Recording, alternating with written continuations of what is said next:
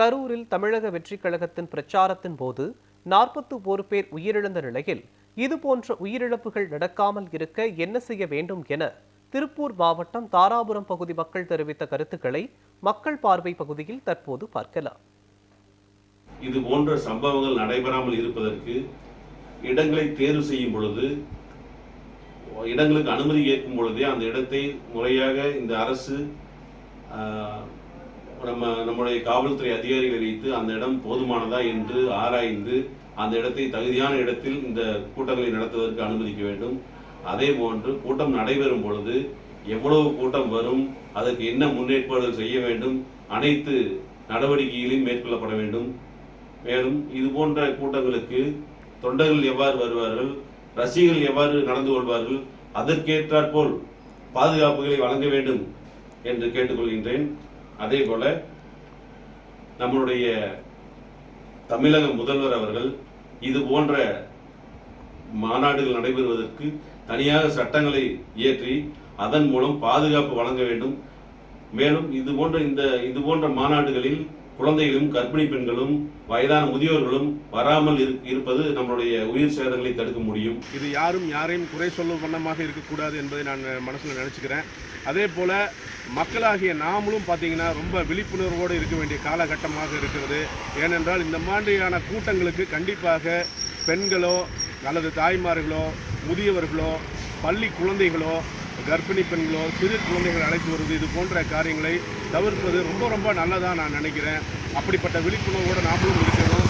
அதை விட முக்கியமாக பார்த்திங்கன்னா இந்த காலகட்டங்களில் 40ம் நமது நாடும் நமது என்று பேசிக்கொண்டு மட்டும் இருந்தால் பத்தாது.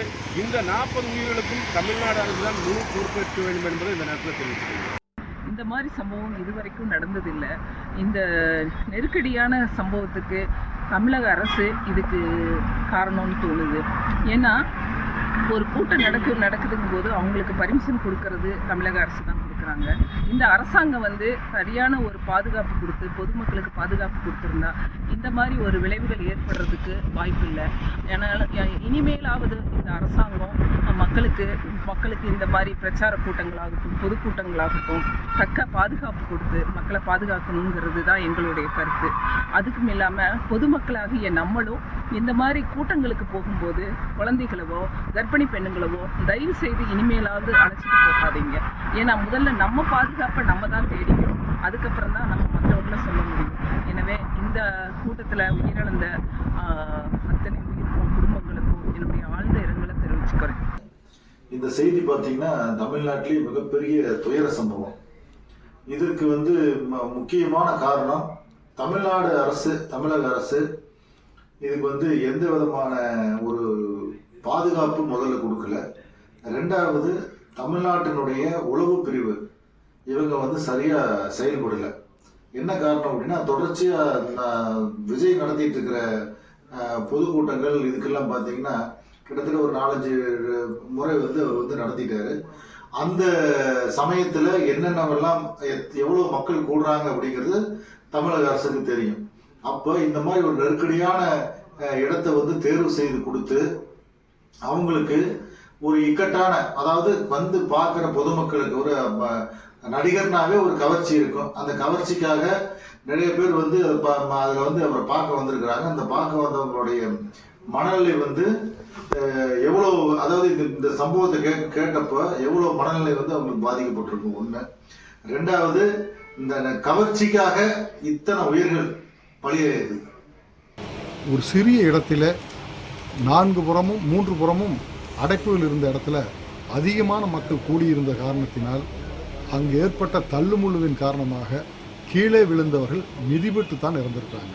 கிட்டத்தட்ட 39 பேர் இறந்து மருத்துவமனைக்கு எடுத்து செல்லப்பட்டிருக்கிறார்கள். அங்கே மருத்துவமனையில் போய் இறந்ததுங்கிறது 2 பேர் தான். ஆகவே இந்த சம்பவம் நடந்தது என்பது கூட்டம் கட்டுக்கடங்காமல் இருந்தது ஒன்று. இரண்டாவது, ஒரு செலிபிரிட்டி விஜய் என்பவர் அரசியல் தலைவர் என்பதை தாண்டி ஒரு சினிமா பிரபலம். ஆகவே அவரை அருகில் பார்க்க வேண்டும் என்பதற்காக அவர் நின்றிருந்த பேருந்தை சுற்றிலும் மக்கள் நெருக்கி அடித்து சென்றதன் விளைவுதான் இந்த சம்பவம் நடந்திருக்கிறது. எதிர்காலத்திலே விஜய் என்பவர் அரசியல் தலைவரை தாண்டி ஒரு செலிபிரிட்டியாக ஒரு சினிமா பிரபலமாக இருப்பதால் இனிமேல் அவர் பொதுக்கூட்டங்களை மட்டும்தான் நடத்த வேண்டும். பொதுக்கூட்டம் என்று சொன்னால் மேடையை அமைத்து குறிப்பிட்ட இடைவெளிக்கு பேரிகார்டு கட்டி மக்கள் நெருங்காத அளவுக்கு நின்று பேசினால் மட்டும்தான் இது போன்ற நிகழ்வுகளை தடுக்க முடியும்.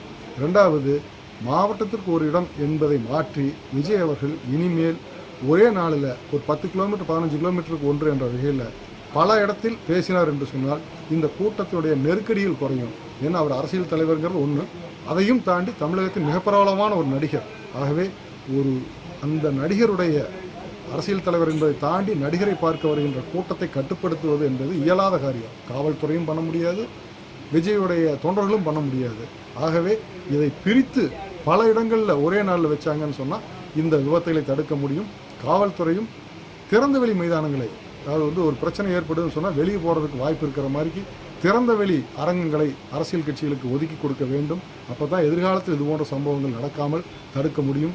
உண்மையை சொல்ல வேண்டும் என்று சொன்னால் இது போன்ற சம்பவம் இந்தியாவில் இனிமேல், ஏன் உலகத்திலே கூட எந்த நிகழ்வும் இப்படி நடக்கூடாது. பரிதாபம் பார்த்தீங்கன்னா, ஒரு குழந்தைங்க, பெண்கள், கர்ப்பிணி பெண்கள், ஒரு திருமணம் நிச்சயமான ஜோடியை, சின்ன சின்ன குடும்பம், ரொம்ப வசதி வாய்ப்பு இல்லாத ஒரு குடும்பம், அவங்கெல்லாம் எதிர்காலத்தை இழந்து நிற்கிறாங்க. ஒரு ஆர்வத்தில் போயிட்டு தன்னுடைய குடும்பத்தை இழந்து குடும்பத்தினுடைய எதிர்காலத்தை இழந்திருக்கின்றார்கள். இதை தடுக்க வேண்டும் என்று சொன்னால் காவல்துறையினர் திறந்தவெளி அரங்கங்களை அரசியல் கட்சிகளுக்கு ஒதுக்க வேண்டும்.